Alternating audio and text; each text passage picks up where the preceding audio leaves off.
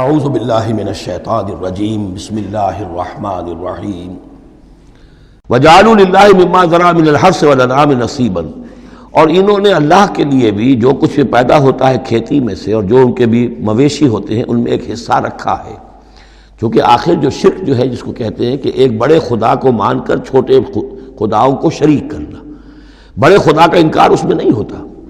جیسے ہندوؤں میں مہادیو وہ تو ایک ہی ہے، دیوی دیوتا بے شمار ہے، مہادیو تو ایک ہی ہے۔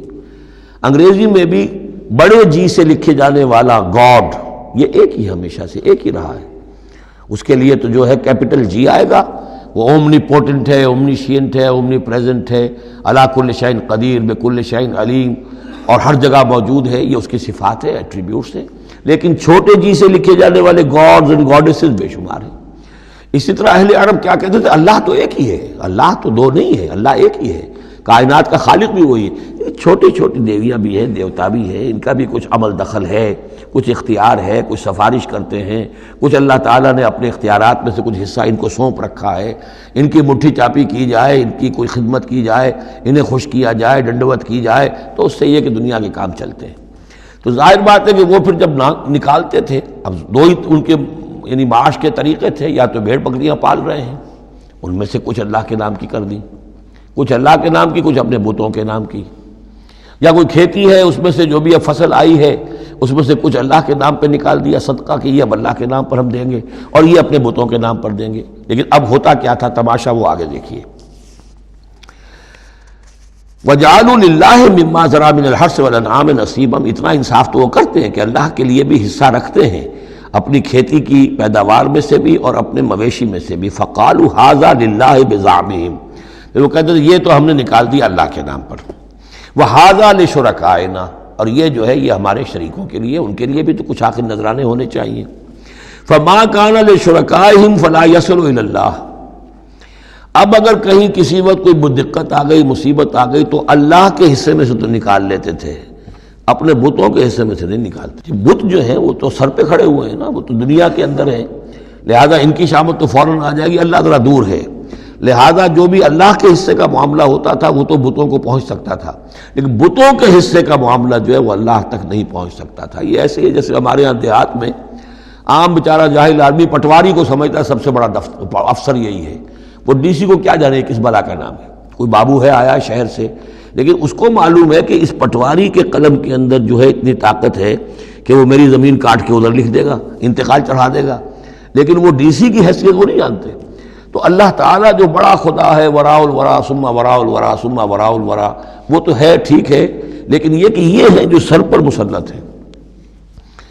فما کان لشرکائہم، تو جو حصہ ہوتا تھا ان کے شریکوں کے لیے، فلا یصل الی اللہ، تو وہ نہیں پہنچ سکتا تھا اللہ کو۔ وما کان للہ، اور جو ہوتا تھا اللہ کے لیے، فہو یصل الی شرکائہم، وہ ان کے شرکاء تک پہنچ جاتا تھا۔ ساء ما یحکمون، برا ہے جو یہ فیصلہ کرتے ہیں۔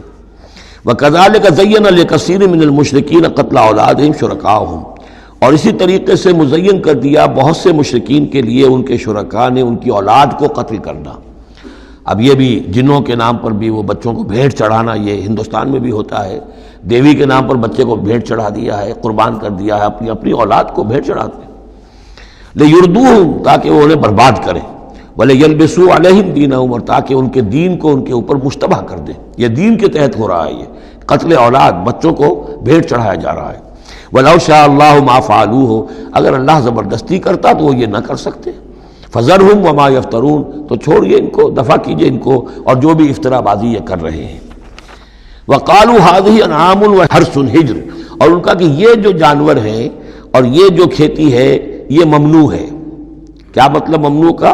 لا يطعمها الا من نشاء، اس کو نہیں کھا سکتے مگر وہی جو ہم جانتے ہیں، جو ہم سمجھتے ہیں، جس کے بارے میں ہماری رائے، بزعمہم، ان کے اپنے خیال میں۔ وانعام حرمت ظہورها، اور یہ جو چوپائے ہیں ان کی پیٹھیں جو ہیں حرام کر دی گئی، ان کے اوپر کوئی سواری نہیں کر سکتا، اس اونٹ پر اس پر کوئی سوار نہیں ہوگا۔ وانعام لا یذکرون اسم اللہ علیہا، اور کچھ ایسے مقرر کر لیتے تھے چوپائے جن پر اللہ کا نام نہیں لیا جا سکتا. یہ ہے جو وہاں آیا تھا اس سے پہلے اس آیت مبارکہ میں کہ کیوں مت کھاؤ اس چیز کو جس پر کہ اللہ تعالیٰ کا نام نہ لیا جائے. یعنی ان کے ہاں ایک خاص قسم کے توہمات جو تھے مشرکانہ، ان میں یہ بھی ایک رسم تھی کہ کچھ حیوانات کے بارے میں وہ طے کر لیتے تھے کہ ان کو جب ذبح کرنا تو اللہ کا نام ہرگز نہیں لینا. تو فرمایا اس کو ہرگز مت کھاؤ، کسی شکل میں بھی اس کے قریب مت جاؤ. وہ وہاں تھا، یہاں پر اس کی حقیقت کھل گئی ہے کہ یہ خاص معاملہ ہے، وہ عام حکم نہیں ہے. وَأَنْعَامٌ حُرِّمَتْ ظُهُورُهَا وَأَنْعَامٌ لَا يَذْكُرُونَ اسْمَ اللَّهِ عَلَيْهَا افْتِرَاءً عَلَيْهِ، اور یہ سب افطرا اللہ تعالیٰ کے اوپر جھوٹ جڑ رہے ہیں کہ یہ اللہ نے ہمیں بتایا ہے. سَيَجْزِيهِمْ بِمَا كَانُوا يَفْتَرُونَ، قریب وہ انہیں سزا دے گا اس کی جو افطرا اور یہ جو انہوں نے چیزیں گھڑ لی ہیں.